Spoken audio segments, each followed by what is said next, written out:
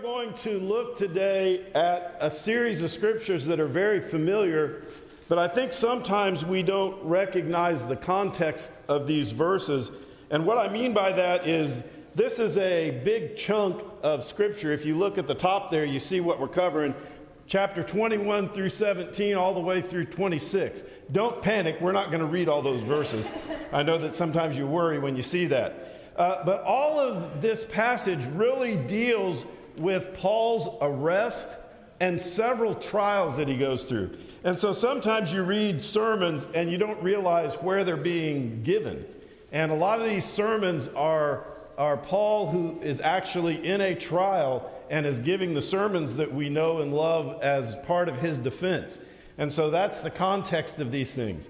So we're going to look at that. We're going to look at, there's a series of things that goes on. He's subjected to lies, beating, mistakes, assumptions, plots. There's a lot that goes on in these passages. We want to talk about how Paul faced hardship, because I think there are many lessons for us to learn in that. And so we will then jump to, well, how do we face hardship in our lives? And how do we deal with others who are going through it in their own lives? Maybe not the same things that Paul faced, but certainly other things. And then our last point will be truth will prevail. So let's jump in. What are we talking about in this section? What happens? Well, the first thing that happens is Paul gets arrested. We'll look at that in a little bit more detail in a moment. But Paul, in the beginning here, where we're looking at, starting in Acts chapter 21, he gets arrested. And so in 21 through 27, he's in Jerusalem. He's really not bothering anybody, and yet things get stirred up, and he gets arrested and carted off to trial. So that's what happens in that section. Then we have in chapter, a little bit later in chapter 22, he is brought to trial before the Sanhedrin. That's the court of the Jews. And so they bring him to trial there. And there's a lot of things that are said in that trial. He gets accused of things. Let's go back just a little bit and talk about his arrest. He gets arrested for being opposed to the Jews, to teaching against the Jews, and we'll talk about that a little bit more in detail. But then he goes before the Sanhedrin, and he gets tried, and it's not all. One of the things that's in common about all of these trials is none of them really seem to be that interested in getting at the truth. I think that we have this belief or this idea that when the whole justice system is designed to provide justice. That's why we have it. And so, you have a person who's being tried has certain rights. The point of the trial, or so we think in the way we view it, is to get to the truth. To find out what's really going on, and to make sure that the people who are doing right get treated fairly, and people who are doing wrong get punished. That's how we view the system. Now, I understand that it doesn't always work the way we hope it will. But as you read these trials with Paul, none of these trials are really very straightforward, honest trials. They have agendas. They're going after things in a way that is not really honest. A little bit later, and we'll look at this as we go along, but a plot comes up with Paul. And so in chapter 23, verses 12 through 35, we read about a plot where people are trying to kill Paul, and there's some interesting things in that, and we'll talk about those. I'm giving you these references because we're not going to have time to read all of these, but they're fairly straightforward readings, and you can go back and look at them in detail, and I think that you'll get a lot out of it. So there's this plot to kill Paul, and they have to transfer him to another place. Then he goes through a trial before Felix. The trial before Felix is in chapter 24, verse 1 through 7. 1 through 27, rather. Then Felix, who was the governor, times out. He's been a governor long enough that his term is over. And another guy comes in, and that's Festus. Now that tells you something about Paul's imprisonment and this section we're reading that's important. This didn't last a day or a week or a month.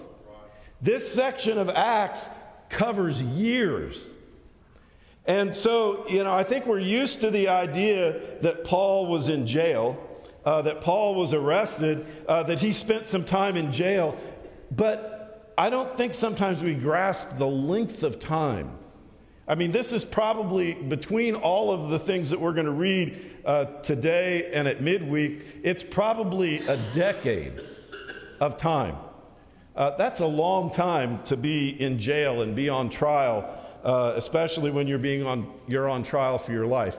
But then it goes through the trial with Festus in chapter 25, 1 through 22. And then finally, he has a trial before Agrippa. And that's in chapter 25, the end of chapter 25 through chapter 26. Remarkably, there's one more trial that Paul goes through, which the book of Acts does not cover, and that's the trial in Rome. So let's jump in here. Lies, beatings, mistakes, assumptions, and plots. All right, we're going to look at some of these. Look in Acts chapter 21. And the first thing is a happy thought. Paul is warmly received. Let's pick up in verse 17. When we arrived at Jerusalem, the brothers and sisters received us warmly. The next day, Paul and the rest of us went to see James, and all the elders were present. Paul greeted them and reported in detail what God had done among the Gentiles through his ministry. When they heard this, they praised God. Man, this is great. They're received warmly. He shares his news. They love what they hear. They're praising God about it. And then they give them this message. Then they said to Paul, "You see, brother, how many thousands of Jews have believed, and all of them are zealous for the law. They have been informed that you teach all the Jews who live among the Gentiles to turn away from Moses, telling them not to circumcise their children or live according to their customs.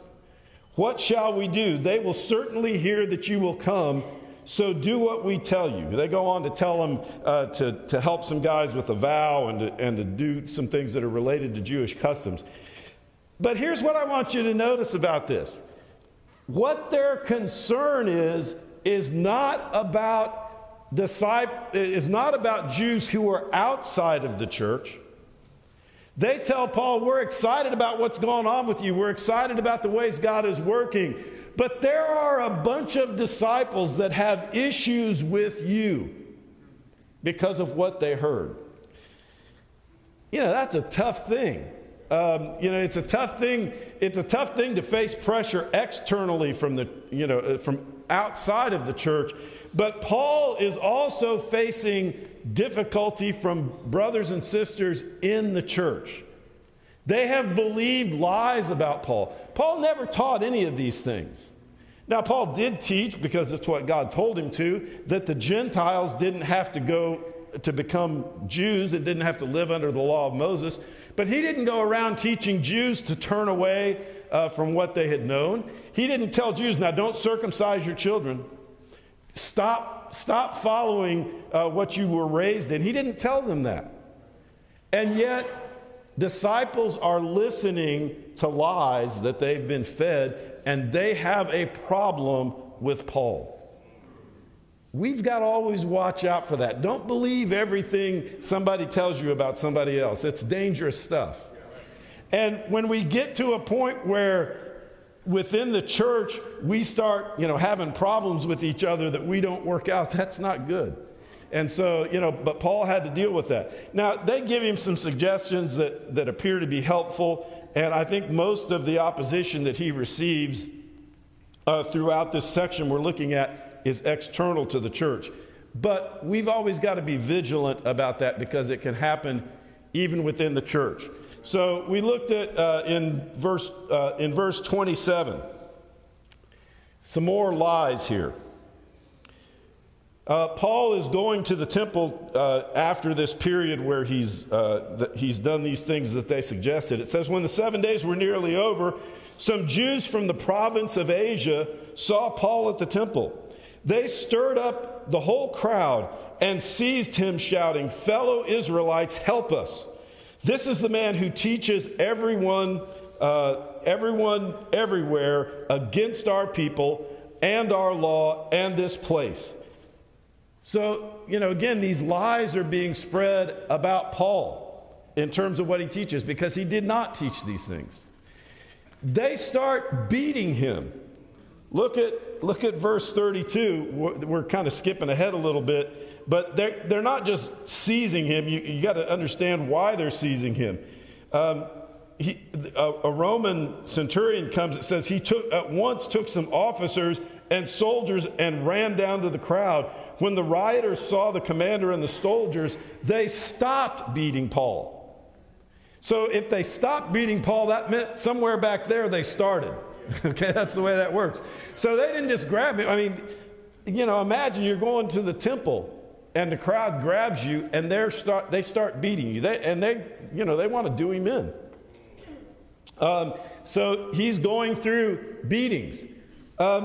There are some things that are almost comical that were just mistakes about Paul. People who believed things by mistake that weren't true. Look at verse 38. As Paul's dealing with this situation, we'll pick up in verse 37. As the soldiers were about to take Paul into the barracks, he asked the commander, "May I say something to you?"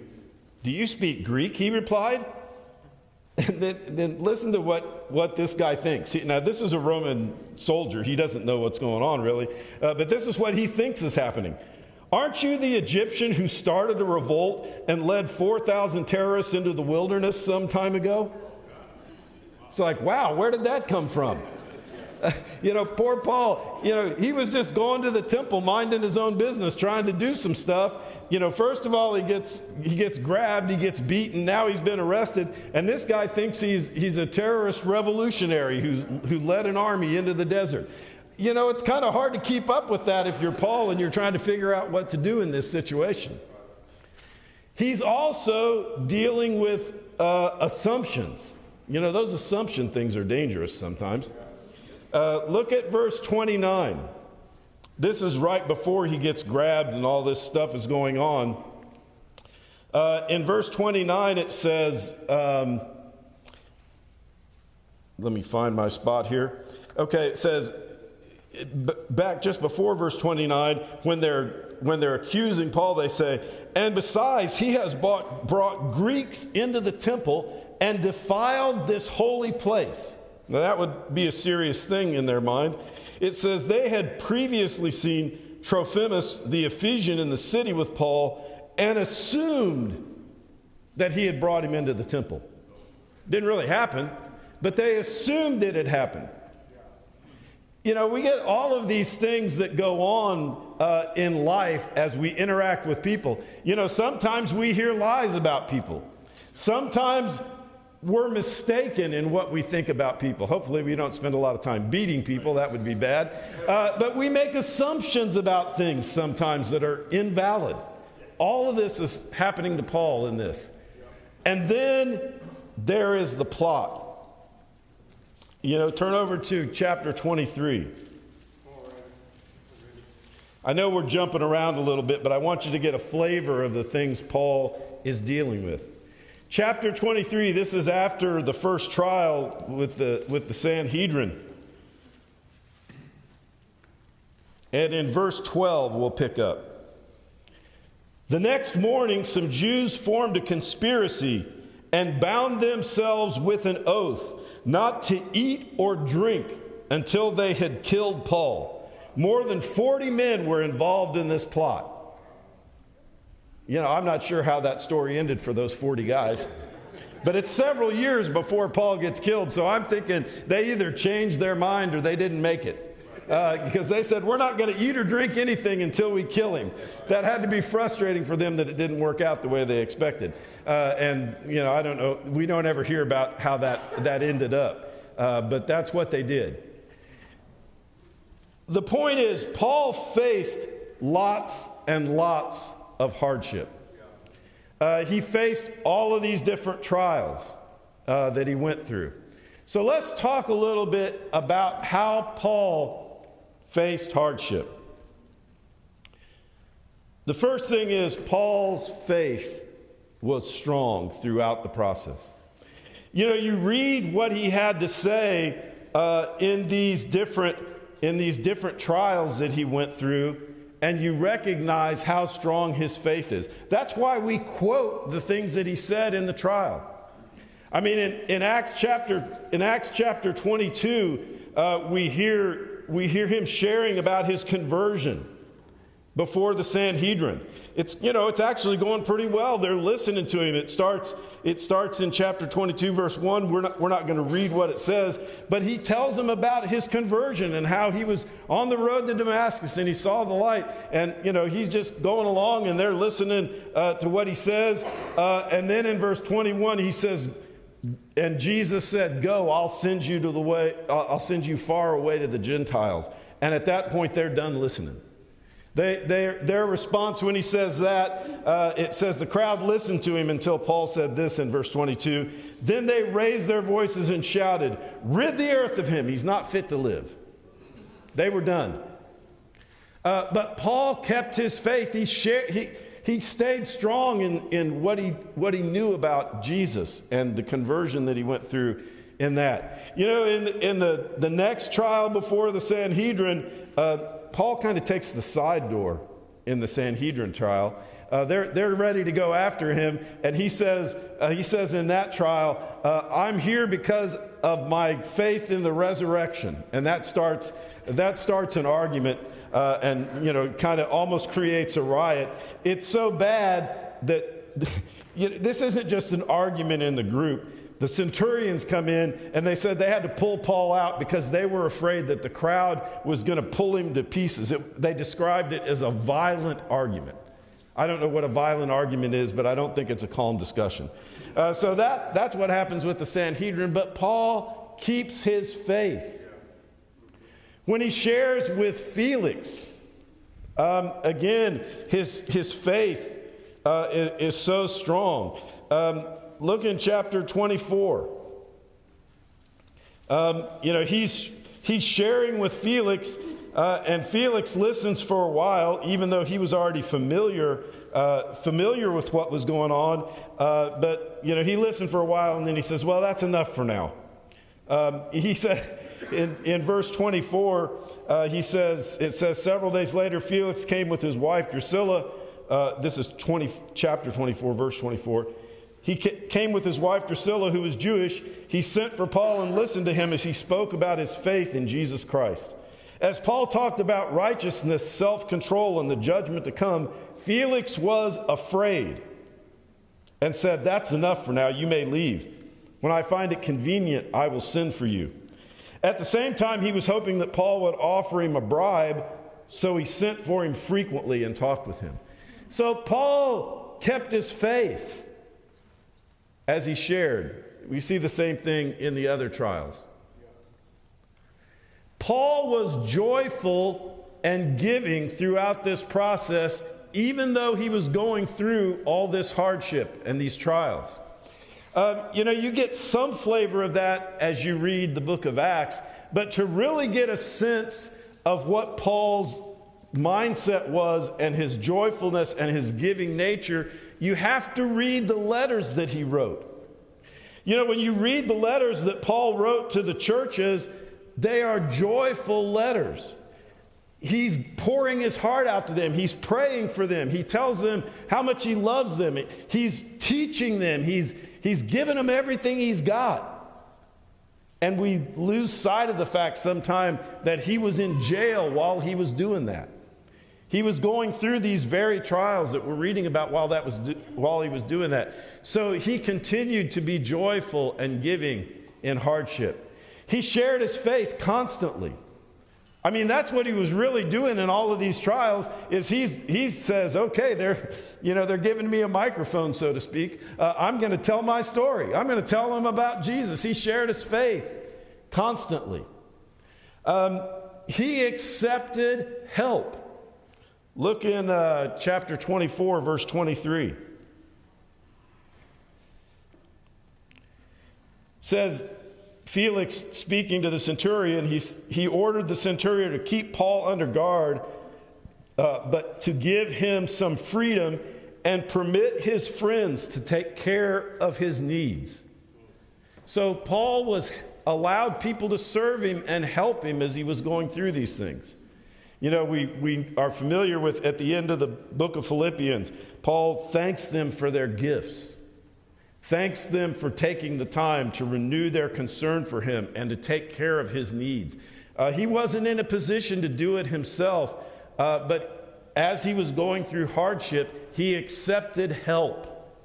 I think a lot of times, at least I'll confess my own sins instead of yours. When I'm going through hard times, sometimes I want to just keep people at arm's length. I want to close down. I just want to handle things myself. And Paul didn't do that. He accepted help. He avoided pointless suffering. You know, sometimes when we go through hard times, we can just get to this despondent state where we just feel sorry for ourselves and we don't do the things that we should. Look at verse in chapter 22. And we'll pick up in verse 25. This is after the trial, this is after the arrest period, and so that the guy arrests him, and I want you to pay particular attention to this because it's going to be funny later. It says, this is there, he's not fit to live, so they grab him and they're going to go after him. In verse 25 it says, as they stretched him out to flog him, Paul said to the centurion there, is it legal for you to flog a Roman citizen who hasn't even been found guilty? Now, so you know what's happening here. The centurions come in and they see the riot and they're trying to get to the bottom of it. So they want answers from Paul. So they say, well, I know how we can get answers. Let's flog this guy and then ask him the questions. That way he'll tell us truthfully. So they stretch him out and they're about to flog him. And he says, is it okay for you to do that to a Roman citizen who hasn't even been found guilty? Look at their reaction. When the centurion heard this, he went to the commander and reported it. What are you going to do? He asked. This man is a Roman citizen. The commander went to Paul and asked, tell me, are you a Roman citizen? Yes, I am, he answered. Then the commander said, I had to pay a lot of money for my citizenship, but I was born a citizen, Paul replied. Those who were about to interrogate him withdrew immediately. The commander himself was alarmed when he realized that he had put Paul, a Roman citizen, in chains. He actually could have been in a lot of trouble for that. And so Paul, instead of just feeling sorry for himself and taking the beating, he says, hey, wait a minute. I'm a Roman citizen. You know, that's not right. Now, that's going to come up again later, and it'll be described a little differently. But throughout this process, Paul's convictions remain strong. So that's actually, while we're here and we just read that, let's go back and read the way that it's described when this guy transfers him.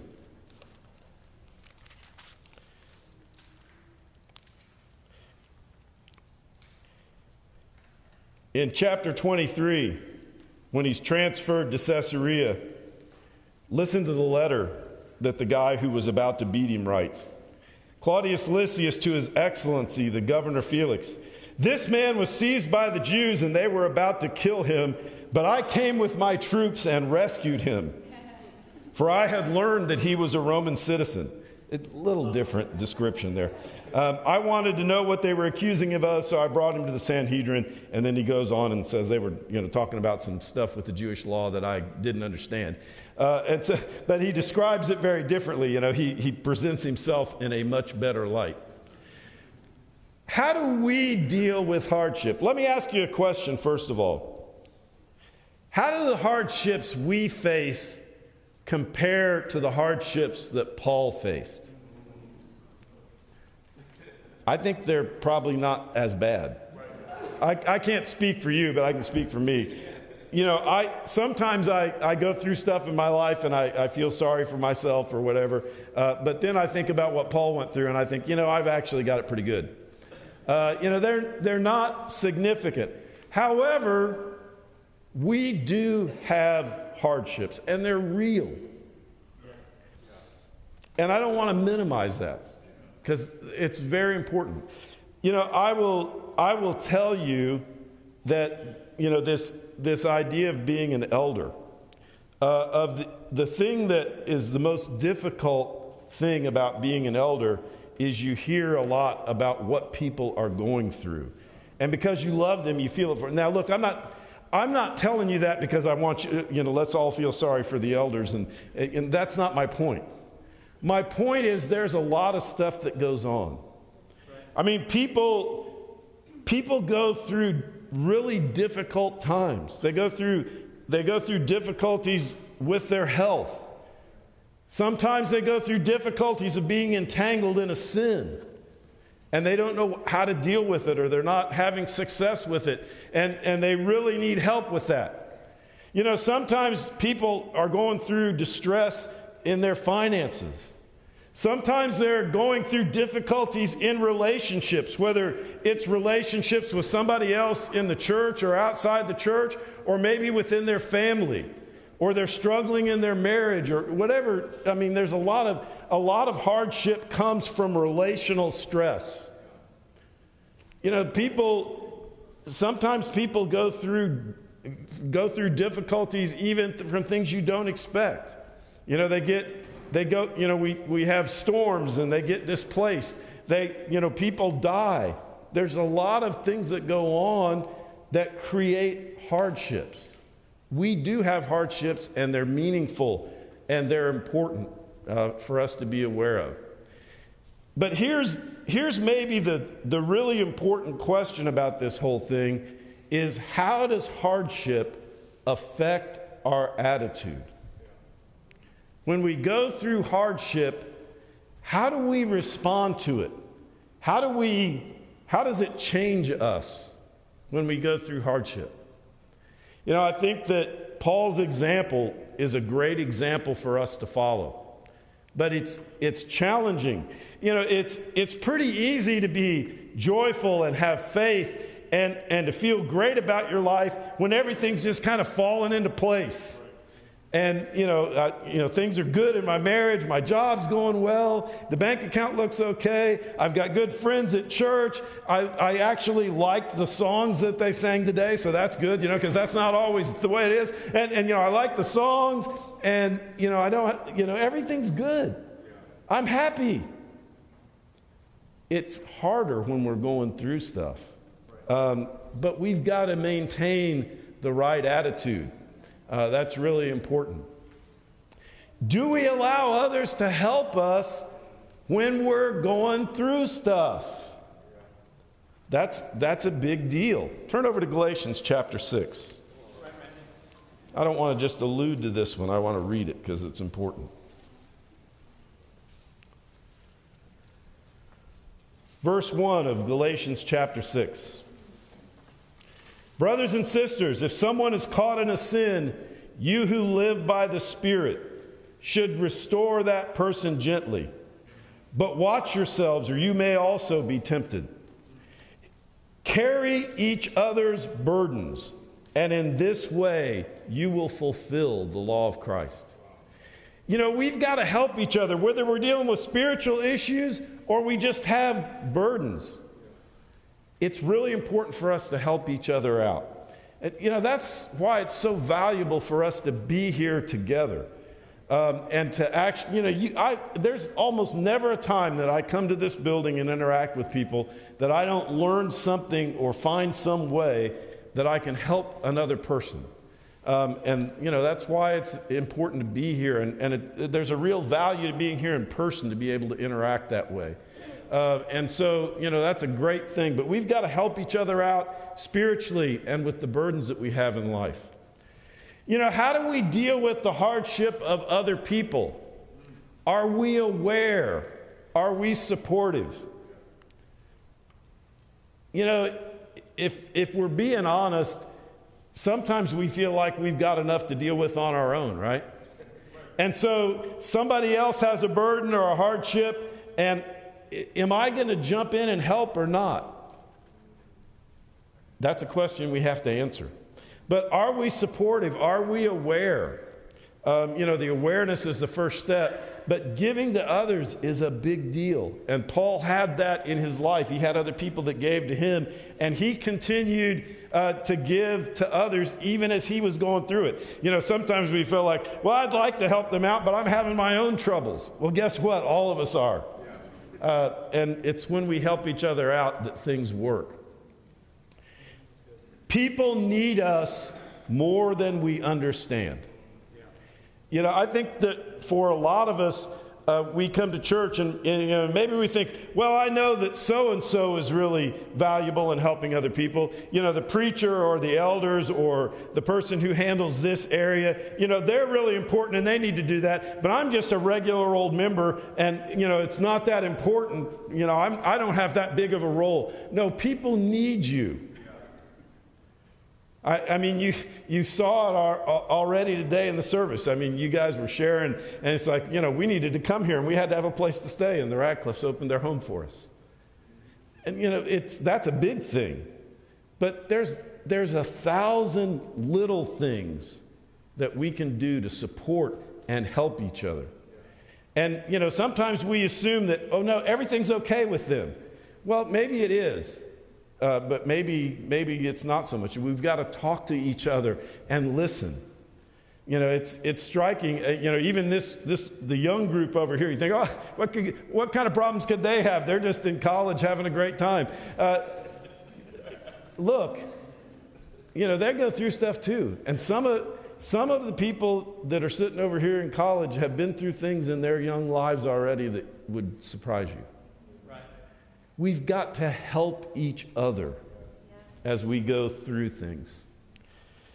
Our last point as we close out, truth will prevail. Paul remained faithful and persevered. Does the story have a happy ending? Well, that kind of depends. Spoiler alert for Wednesday, we're going to talk about this on Wednesday, but from a worldly point of view, Paul's story didn't have a happy ending. I mean, he's going to go on and face another trial, and eventually his trials end with his execution. So I'm not trying to spoil Wednesday night, but you kind of already know that that's the story. So from a worldly point of view, it didn't have a happy ending. But Paul had a very happy non-ending. Look, a lot of this is about perspective. It's about having an eternal perspective. Paul had a great life even while he was going through trials. He had great impact as he was going through trials. He made a difference while he was going through trials. And when it was over, God didn't forget what he did. He won out in the end. Oops, I need to go back one. I hit it twice. So at midweek, we're going to be closing out the book of Acts, so you can read chapters 27 and 28. That's what we'll be looking at. And also at midweek, just a program note, midweek is our last opportunity. We're going to be closing out the talents. So those of you who are members know what that is. But if you've been soaking up that high interest on your talent and you're ready to give it at the end, it is time. Go ahead and bring that in, and we appreciate the interest you've accrued. So that's great stuff. We'll be closing that out. I hope it's been helpful to us to look at Paul and what he went through. Go back and read the chapters, read the trials.